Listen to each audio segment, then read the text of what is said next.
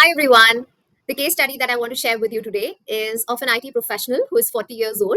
So he is into the IT field for more than 15 years now.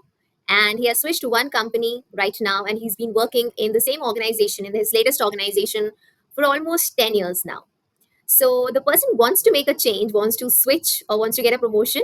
But because the person knows that he's not getting a promotion right now, there is budget constraint in the organization, and there are no openings for new skills, for new projects. So it would be wise option to try in the other organization. And in that case, obviously the skill enhancement will happen, and the salary hike is also going to happen.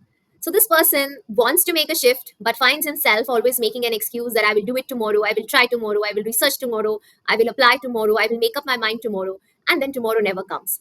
So when we spoke to this person, we realized that person realized that it is because he's too much into the comfort zone. And when we get too much addicted to the comfort zone, then it's very easy to find these excuses. But then that answer was not really satisfying for the person himself. And as we regressed back into the past, we realized that the person has a lot of affinity for their cousins. So the person has four cousins right now, and two of them are working in the public sector, two of them in the private sector.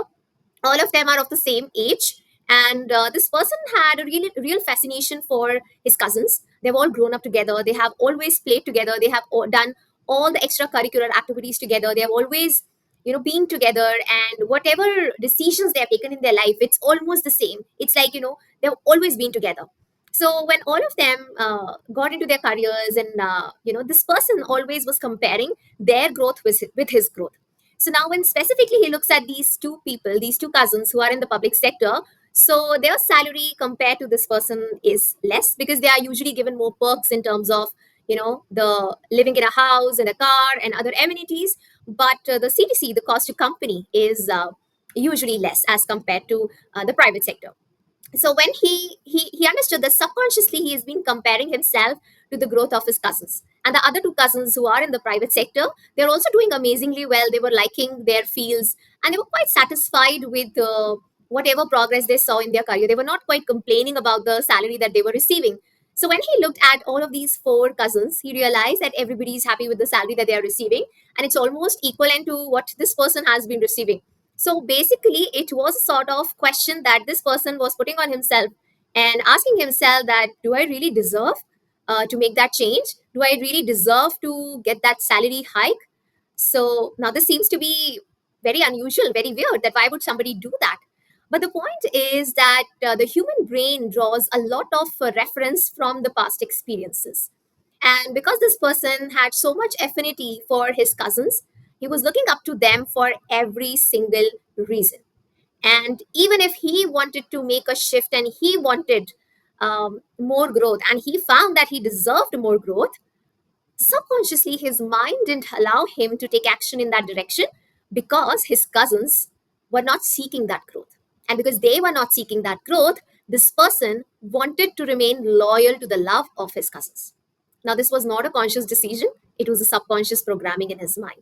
And to him, it felt like that if he would apply for something bigger, then it would mean that he was betraying the other four cousins because all five of them had grown together. They had almost remained with the same kind of likings and dislikings, and the kind of books they would buy, the kind of holidays they would go to, the kind of libraries they would go to. It would always be the same. So this person said that if I aspire for more at this time when the four others are not, then it's a kind of disservice that he was doing to the other four cousins. It was as if he was, backstabbing them, and he was not being loyal to their love. So, can you see here how deep rooted some of the beliefs are? You might not be even aware of what programming is there inside you, and that can stop you from accelerating towards your goals. So, this is a lesson for you to be mindful of any such belief that you're holding and see if there is, if it is, if something you're doing out of love, out of affiliation, out of concern for the other people, and maybe it's not serving you in your growth journey, then you will have to form a different belief and you will have to work on that. So thank you for watching, and I hope that this added value in your life. Thank you.